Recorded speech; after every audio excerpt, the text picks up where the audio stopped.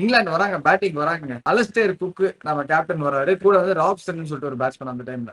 ஓகேங்களா, 2 பேர் விளையாட வராங்க. குக்கு கிட்ட பெரிய எக்ஸ்பெக்டேஷன் இருக்கும். ஆனா வந்து குக் அந்த டைம்ல சரியான ஃபார்ம்லயே இல்ல. இந்த மேட்ச்மே வந்து அவுட் ஆயிடுவாரு ஸ்டார்டிங்லயே. அண்ட் கடைசியில வந்து அவர் இன்டர்வியூல கூட சொல்லியிருப்பாரு, நான் வந்து சரியா விளையாடுறது இல்ல, ஃபார்ம்ல இல்ல அப்படின்னு சொல்லிட்டு கஷ்டமா பேசியிருப்பாரு. ஸோ ஒன் ரன்ல பாத்தீங்கன்னா கேரி பேலன்ஸ் வந்து விளையாட வருவாரு. அதே வெறிய வச்சுட்டு புவனேஸ்வர் குமார் வந்து கேரி பேலன்ஸ்க்கு வந்து அச்சு நவுத்துவாரு. அவர் போட்ட டெலிவரி கேரி பேலன்ஸ்க்கு ஒர்க் அவுட் ஆகல, ராப்சனுக்கு ஒர்க் அவுட் ஆகி ராப்சன் வந்து ஒரு 20 ரன்ல அவுட் ஆயிடுவாரு. அதுக்கப்புறம் வந்து இயான் பெல் வந்து ஜாயின் பண்ணிப்பாரு. இன்னொரு சைடுல பாத்தீங்கன்னா கேரி பேலன்ஸ் வந்து சூப்பரா விளையாடிட்டு இருப்பாரு. அப்படியே எல்லாருக்குமே நம்ம போக போக பாத்தீங்கன்னா எல்லாருமே டப்பு டப்பு டப்புன்னு அவுட் ஆயிடுவாங்க. இயான் பெல்லுமே புவனேஸ்வர் குமார் கிட்ட ஸ்ட்ரகிள் பண்ணிட்டு இருப்பாரு. ஒரு வழியா அந்த ஸ்ட்ரகிள் முடிஞ்சிருச்சு. ஏன்னா இயான் பெல் அவுட் ஆயிட்டாரு.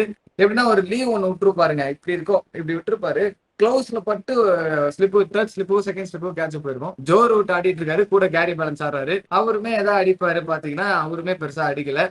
அவர் ஸ்பின்னர்ஸ்லாம் நான் எப்பவுமே யூஸ்வலா நல்லா ஆடுவார், அந்த ஸ்வீப்லாம் ஆடுவாரு. ஆனா இந்த வாட்டி வேலைக்கு ஆகல. ஜடேஜா கிட்ட ஒரு எல்பிடபிள்யூ ஆகி அவருமே விடை பெற்று போகிறார். அதுக்கப்புறம் தான் வர நம்ம மோயின் அலி. வந்தோடனே எத்தனை 4 அடிக்கிறாரு. மோயின் அலி வந்து பெரட்டு பெரட்டு பெரட்டுவாரு அப்படின்னு பாத்தீங்கன்னா, அப்படியே தலைவர் வந்து பத்துட்டாரு. விக்கெட் போக கூடாதா தம்பி அப்படின்னு சொல்லிட்டு கேரி பேலன்ஸ் திட்டிருப்பாரு போல அந்த இடத்துல இருந்து. கேரி பேலன்ஸ்க்கு இது வந்து செகண்ட் சீரிஸ் நினைக்கிறேன், அவரோட 5th டெஸ்ட் மேட்ச் தான் இந்த மேட்ச்.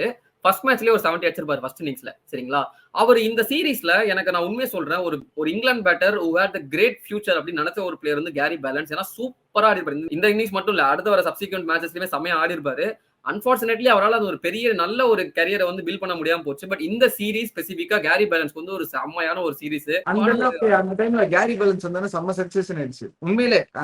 நான் ஸ்கூல் டைம்ல தான் மேட்ச் பார்த்துட்டு இருந்தேன். யார் கேரி பேலன்ஸ் அவுட்டே ஆக மாட்டேங்கிறான்டா அப்படின்னு சொல்லிட்டு தலையை பிடிச்சிக்கிட்டு அப்ப அந்த மாதிரி கன்சிஸ்டன்டா இருந்தாரு. இந்த இன்னிங்ஸ் செஞ்சுரி அடிச்சிருவாரு அவரு.